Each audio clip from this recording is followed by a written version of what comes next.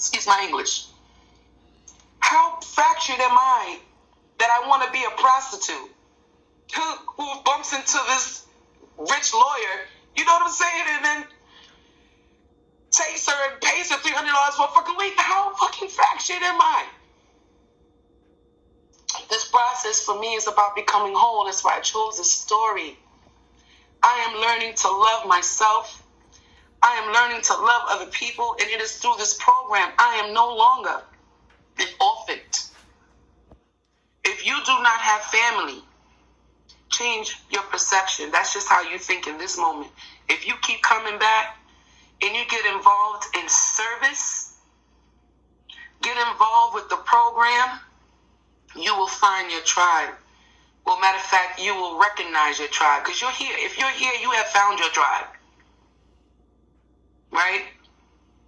I want to share, like, in my mind, I was thinking I had nothing to offer. I'm like, you guys been clean as long as I've been alive. A lot of y'all, I don't have nothing that I can really offer you. You know, and that's my disease being active. What I understand is that I looked like I had my shit together on the outside. My clean date is from the waist down and the neck up. I want to share this part. You know, I have no real true, the restoration to sanity for me is like my body, right?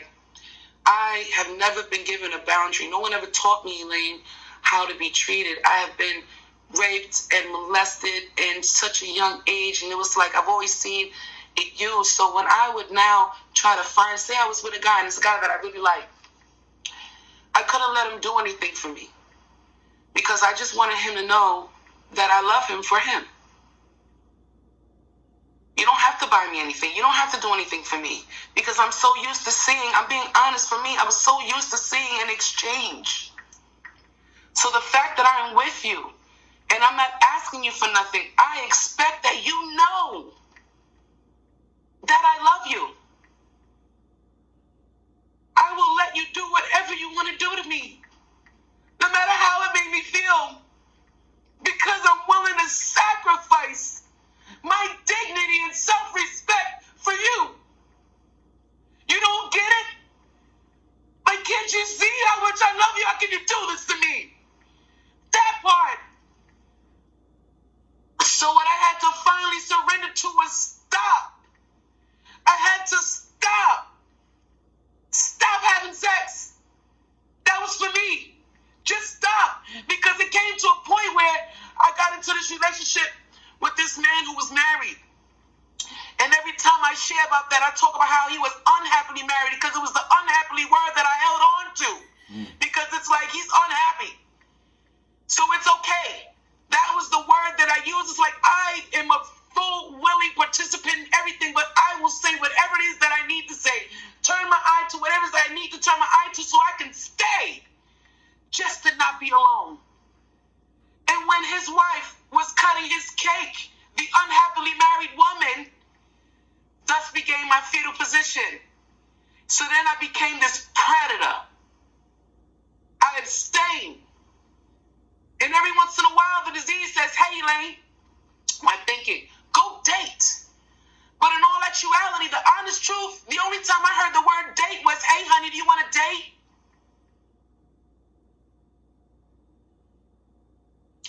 Living Clean talks about that. Our perception, how we perceive sex is how we'll have it and who we'll harm and how we'll feel. So what I want to share is like, I would find these guys and all they really had to do, if you like my team, my football team, that's a plus. Look like you have a potentially big penis, that's a plus, because remember, I'm looking for the dope. The dope just changed faces.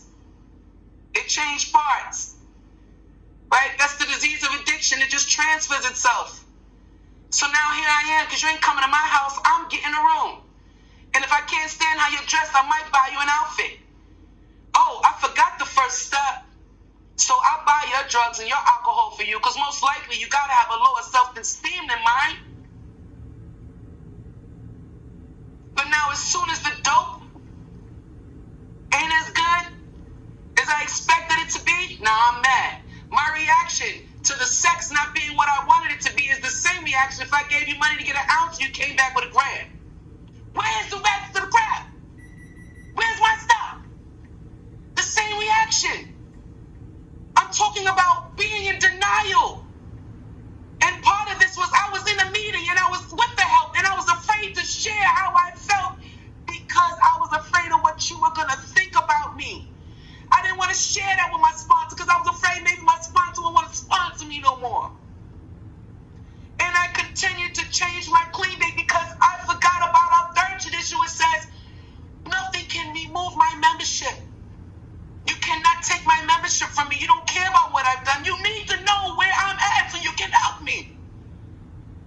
I understand that today. When I'm at work or I'm coming home from work and a fleeting thought passes through my head, oh, Elaine, you can use a pain pill right now, because that's one of the things I did. I struggled so long with identifying with addicts because I didn't use like y'all. And I looked for the differences and not the similarities. So when an addict talks about how she was sucking a penis for one more hit, I'm trying to get better with my language too, for one more hit, and she kept doing it, and kept doing it, and kept doing it, and the guy wasn't going to come, and she just kept doing it. I'm like, that ain't me. Look again, Elaine. You do the same thing just to keep that man in your bed. You do the same thing to show him how much you love him. How far have you gone? What lines have you crossed? Because you were afraid that he wouldn't come back, but he would leave you because I was spiritually bankrupt, had nothing to offer. I'm becoming whole today, y'all. And I'm not going to say here that I will never do anything ever again. But just for today, I am not willing to degrade myself. When that first step was talking about dereliction of self, what the fuck you talking about dereliction of self? I'm a welder. I'm coming in up and I'm building ships, building buildings. I built armored vehicles that protect our soldiers in Iraq. What are you talking about dereliction? But how about Elaine? You're making $33 an hour because you can't pass the air follicle drug test to make 60. Unemployability. I told myself that it's okay for me to use a pain pill because I'm climbing up and out of ships and I'm 300 plus pounds. You work hard, Elaine, you deserve a pain pill. But I want to tell you the freedom that I had when I was clean and I cut my leg coming off the wasp. And I was able to go to the clinic because I was clean. I didn't have to worry about having blood poisoning. How many times did I get high? How many men have I picked up through the grace and mercy that I did not get? Like there's another gentleman just shared another $1 million in this now. I did not get what I deserve. Right? Becoming whole. I'm getting my GED, and actually I think I'm going to go for my high school diploma. I'm in a GED class right now, and I'm learning how to write an essay. I'm in service. I'm not bragging, but I am the chair, H&I chair of the area. And because I started the GED at the same time that I was nominated, I told God that I wanted this position. I just happened to be in an area, and someone threw my name out there. And I'm able to submit a report. You understand? It actually helped me be able to submit a report to area. Now, even though it takes me the whole meeting and H&I area service meeting to get the report typed out, I get it. I understand that I am only in the beginning of my process. I'm 41 years old. And the reason why I would not let go of Elaine, I would not surrender that part.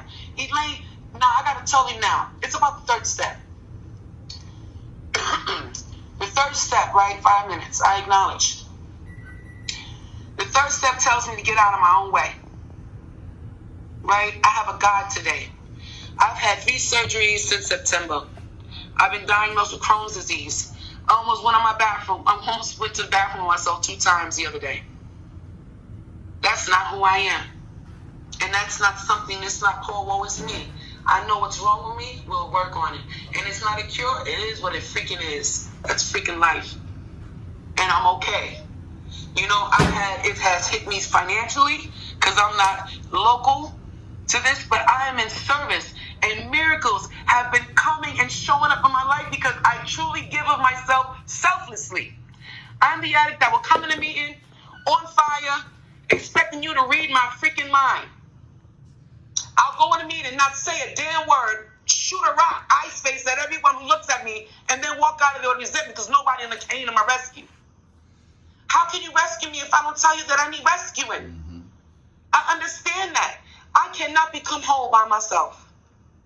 That's the crazy part. I need you to do it, but it all comes down to me. I have to be willing to do the work. I have a sponsor, right? I believe in my sponsor. My sponsor believes in me, and it's taken me a whole lot of sponsors to get to the one that I have. I need you. I need the fellowship, right? I cannot do this by myself. And I understand that whatever it is that I share, there's a brother in this meeting who he says the service prayer before he shares. I heard him say it once, so I do it now. I changed the word from right to speak. And then I found that other reading, all I know is that if one addict can benefit for whatever it is that I shared, I've done my part. It is not my job who benefits from it. I just show up and I give you my experience, strength, and hope. I just want you to know that we never, ever have to use again. And it's okay to take your body off of that. I will answer you. I'll call you in a minute. I'm going to call you back. And it is okay. It is okay to remove your body from that. Elaine, do not worry about that. Right now, it's about God. God has my back, right? Honesty, open-mindedness, willingness, and faith. In faith. I have been going through this storm. I have not needed for anything. I haven't wanted for everything. And how about God has done more for me than any man who's ever shared my bed? That part. I don't need anybody to validate me. There's a freedom in that. And no matter what happens, we will get through it. I can't do this by myself. I understand that. I understand that today. I am no longer willing to degrade myself. Elaine needed to take a break because I have separated my vagina from my body. And it's understandable. You being violated like that, it's just, it's understandable. Okay, no emotions. But I've been lying to myself. And I kept acting out don't do it. I'd be in a meeting, man. I became a trick on the low. I didn't have the confidence that men ain't selling their asses on the street like women. So we got to do a little more manipulating. I'm just saying what I was doing for myself. I had to get honest. And I heard an addict share about it. And I heard it.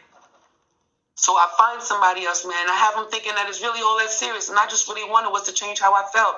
And the moment that it's over, I felt so empty and violated. And why should I, when I using against my will? It wasn't just about the drugs. I was using my body against my will. So I'm taking the time to love on me. I'm allowing you guys to love on me. And I'm giving back so freely what was so freely given to me. And I believe that in service, goodwill is best exemplified in service. And because I am in service all of the time, I'm reaping the benefits of it. I'm reaping the benefits from it. I don't need anything. I don't need for anything.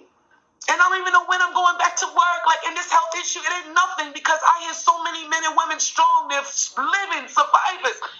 Perseverance. If you're new, please keep coming back. Keep coming back. I picked up so many white key tags to get where I am. No one can measure your desire. Dang. Not even you. Just keep coming. Thanks for letting me share. I'm going to leave it there. Damn. Shit. Thank you, Lane. Good share, baby girl. Good job. Good job, baby girl. Good job. Great job. Great job. We love you, girl. We love you, girl. Great job. Great job. Love you. You dropped it. You dropped it. All right. You dropped it. Thank everybody. Thank you again, Elaine. Just to hear from me, sister. All right. So, we have a 7th tradition which states we are fully self-supporting, declining outside contributions. Cash App, $9 PM recovery. This money pays for our rental space on the Zoom platform and our donations to the area, region, and world service. All right. This group is conscious that we give the first 10 minutes for the newcomers with 1 year or less. Please remember, no one can unmute themselves until the host asks you to. All right? All right. So, if you have... So, one moment. Just a moment. So again, 1 year or less. Okay? So Tony, you have had your hand up the whole meeting. What that mean? Go ahead. All right. Did you? I don't have 1 year. I'll go after. You have more than 1 year? Yes. Okay. All right. No worries. We'll talk to you in a minute. All right. So next up is Andrea. Andrea? All right. I'm saying it, but I didn't. Okay. There you go. All right. So you're unmuted. I'm grateful for covering that name, Andrea. Thank you for being in service, young lady. I can't think of your name right now. Pam. Yes, that would be me. Yeah, thank you for being in service. Jerome, Jancy, the whole crew. I appreciate you all. You've been there with me the whole step of the way. Elaine, you told my story. Basically, I don't know who my parents are. Never met them. All I know is their last name. I have tried unsuccessfully year after year after year trying to find out who I really am. The people that raised me are not my blood family, but they are the only family that I know. So I respect them for that because they took time out from their lives to raise me. So I can still call them mom and dad.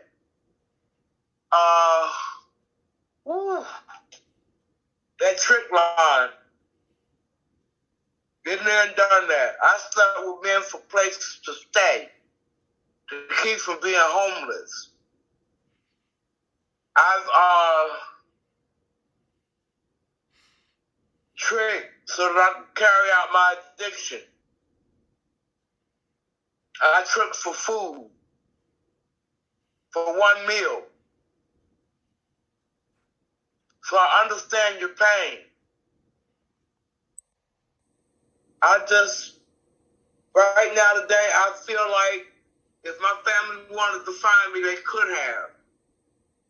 Maybe they don't want me in their life. I don't care. I have a new family now, and that's in Narcotics Anonymous. I feel kind of torn apart right now because I just found out the reason for my swollen belly is because I have a cyst on my kidney. I don't know how long it's been there, but they say it is a pretty good size. They can see it on the CAT scan.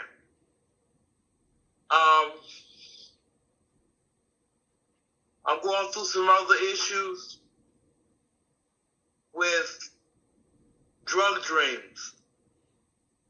I had a drug dream last night, which is my first night home from the hospital. And the only person that was feeding me drugs, believe it or not, was my sponsor. I woke up out that dream 3 o'clock in the morning, looking around, seeing who was around me. I felt so high and ripped up. I know I didn't use because I was asleep. That's just my mind playing tricks on me. I called my sponsor anyway, but she was asleep. And, it was the nightmare. Some of the people that live in my building were in this dream. But 10 o'clock this morning, I shared that with my sponsor. And she said, it was a dream, right? You didn't use. I said, no, I didn't use. It was a dream that I was using. And I felt the effects of it when I woke up. She said, but you didn't actively use, did you? I said, no. She said, well, it was just a dream. That's all it was. Just a dream. And I thought about it, and I said, you know what? You're right. But I had prayed at 3 o'clock in the morning and meditated. And my conscious contact with the God of my understanding told me not to worry. It was just a warning. I'm still trying to figure out what the warning is for. I'm doing everything I'm supposed to do in Narcotics Anonymous. I'm talking to my sponsor. I'm talking to other people in Narcotics Anonymous. I'm sharing what I'm feeling. I'm doing step work. That's something I didn't do the first time around. But I'm doing it now. I want this thing called recovery. And I asked the God of my understanding at 3 o'clock in the morning to take these dreams from me. I don't want to ever use drugs again.